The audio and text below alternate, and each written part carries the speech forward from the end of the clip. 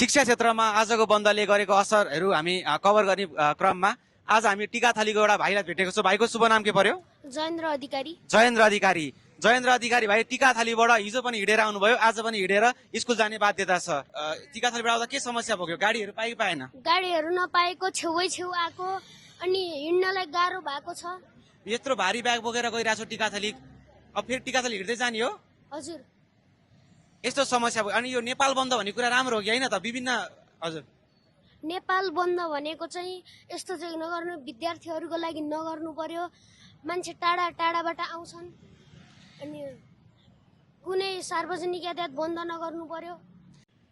समाधान के सजेस्ट गर्न चाहन्छु त नेपाल सरकारलाई? नेपाल सरकारलाई यसरी आन्दोलन गर्नको लागि एउटा ठाउँ नै बनाउनु पर्यो अनि पत्र लेख्नु पर्यो, यस्तो गर्नुपर्छ भनेर।